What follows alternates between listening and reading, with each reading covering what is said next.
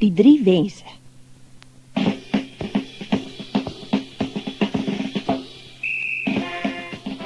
Toe Frits een aand thuis kom, so nors en suur soos altyd, kry sy vrou in die kombuis. Sy het 'n baie vreemde kyk op haar gesig. In haar skoot lê 'n brief. Wat mekeer? Brom hy. Kom in en maak die deur toe, Frits.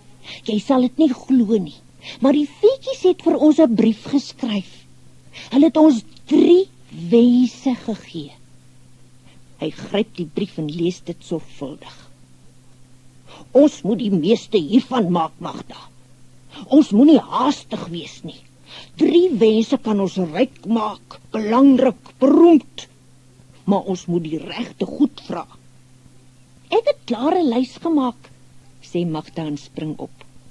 Kyk, 'n paleis vir my, 'n koning se troon vir jou, skoonheid vir my, 'n lang lewe vir jou, goud en juwele. Wel, ek het so hard aan die lys gewerk dat ek nie tyd gekry het om kos te maak nie. Wat?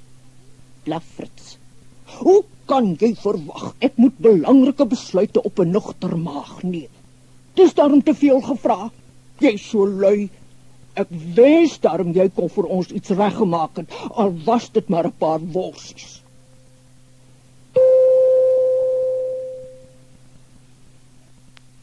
Skielik is daar 'n vreemde gezoem, soos veevlerke en plops. 'n String worse verskyn op 'n bord op die kombuistafel. Frits staar daarna en lek sy lippe af.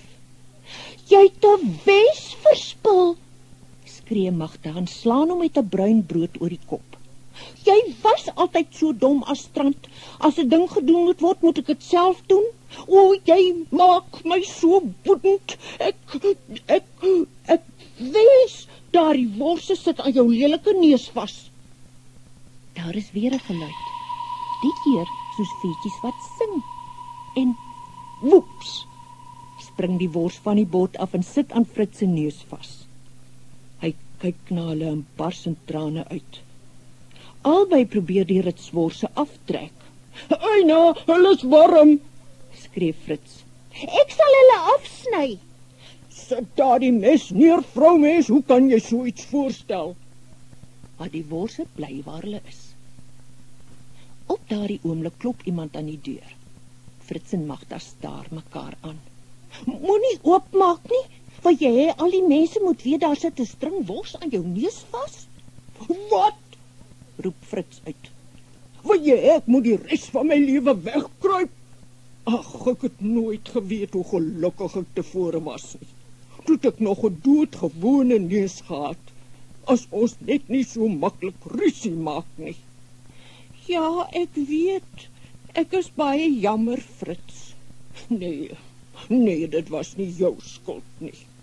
Ek wens net die veetjies het hul wense vir hulself gehou en alles laat bly soos dit was. Ek ook. Weer is daar 'n vreemde geluid. Hierdie keer soos veetjies wat lag en plap. Val die worse van Frits se neus af. Frits en Magda omhels mekaar en lag en dans om die tafel. En die veetjies wat hulle dopgehou het, hardloop weg om nog 'n brief te gaan pos.